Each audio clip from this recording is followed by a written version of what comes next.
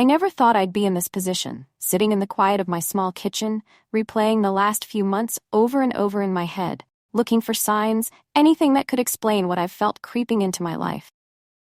First, I told myself it was nothing. Relationships have their ups and downs, I thought.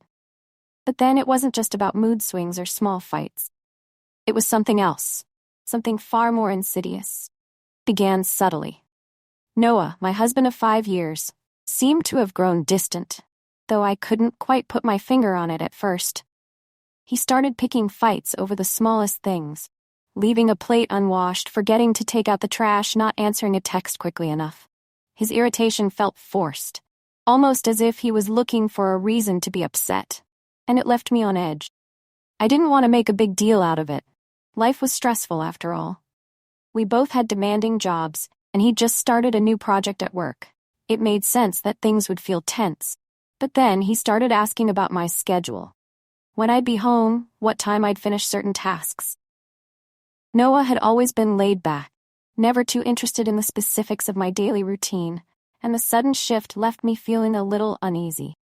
I tried to brush it off. Maybe he was just trying to plan things better with his own busy days. But then there was that night. He came home late, much later than usual, claiming he'd been out with some old friends from college.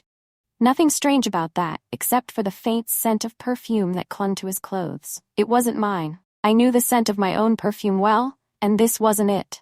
It was floral and strong, something entirely unfamiliar. As he hugged me goodnight, I noticed the faintest smudge of lipstick on his collar, a soft pink shade. Again, not mine. I remember laughing nervously, teasing him about how his friends must have hugged him too tightly, but the worry had already planted itself deep in my mind.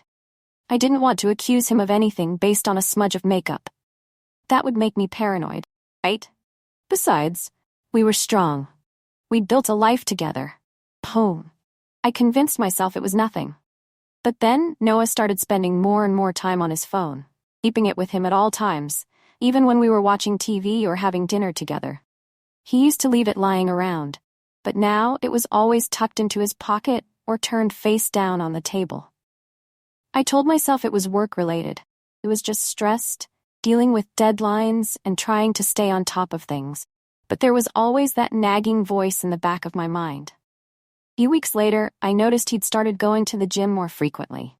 Something he'd never been all that interested in before. He was working out more than ever, talking about feeling better and getting healthier. But something felt off about it. He wasn't doing it for me, that much was clear. I could feel the distance growing between us, like a wall silently being built, brick by brick. The turning point came when I stumbled upon a receipt for a fancy restaurant, a place I'd always wanted to go, one we'd never visited together.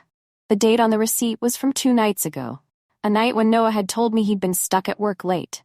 He'd never mentioned going out, certainly not to a place like that. My heart sank. Why would he lie? Who was he with? I tried to rationalize it. Maybe he'd had a work dinner. Maybe it was something innocent. But the pit in my stomach kept growing. I couldn't shake the feeling that something was terribly wrong. The clues started piling up faster after that. He began taking longer showers, paying more attention to his appearance, using cologne I hadn't seen before. His mood swings became more erratic, sometimes affectionate and sweet, other times cold and distant. One night, I woke up to find him sitting on the edge of the bed, staring at his phone, his face illuminated by the screen. When I asked him what he was doing, he mumbled something about a work email and quickly put the phone away. The last straw came when I saw a message flash on his phone from someone named Rachel. I didn't know a Rachel. He quickly swiped the notification away, but not before I caught the words, "Last night was amazing," on the screen. My chest tightened. I felt like I couldn't breathe. Every excuse I'd made for him, every rationalization, crumbled in an instant. There was no more pretending. I wasn't imagining things. Noah was hiding something, and it was only a matter of time before I uncovered the full truth. I didn't confront him right away. I wasn't ready for that yet. Instead, I began to pay closer attention to his every move. His calls, his texts, the way he spoke to me. I started noticing the way he'd tense up whenever I walked into the room while he was on his phone, or how he'd make flimsy excuses to leave the house at odd hours. Each lie, each half-truth, chipped away at the trust we'd built. But despite all the clues, I still didn't have solid proof. I didn't want to confront him with only my suspicions. I needed something concrete, something undeniable. One evening, while Noah was in the shower, I couldn't resist any longer. I unlocked his phone. My hands were shaking as I scrolled through his messages. It didn't take long to find what I was looking for. There were dozens of messages between him and Rachel, stretching back weeks. They weren't explicit, but the tone was unmistakable. Intimate, affectionate, secretive. There were mentions of dinners, drinks, and stolen moments together. My throat closed up, and I could feel the tears welling in my eyes. I'd always told myself that if I ever found out he was cheating, I'd know what to do. I'd leave, no hesitation. But in that moment, sitting there with the proof in my hands, I didn't feel empowered. I felt devastated, lost. How could this have happened? How could the person I loved and trusted the most betray me like this? Noah came out of the shower, and I quickly locked his phone, placing it back where I'd found it.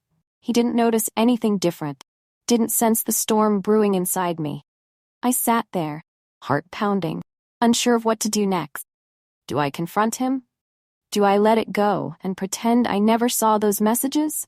Could I live with this knowledge, or would it eat away at me until there was nothing left of our marriage? The questions swirled in my mind, and I realized there was no easy answer. Maybe I wasn't ready to face the truth yet. Maybe, deep down, I still hoped that somehow things could go back to the way they were before. But I knew, in my heart, nothing would ever be the same again.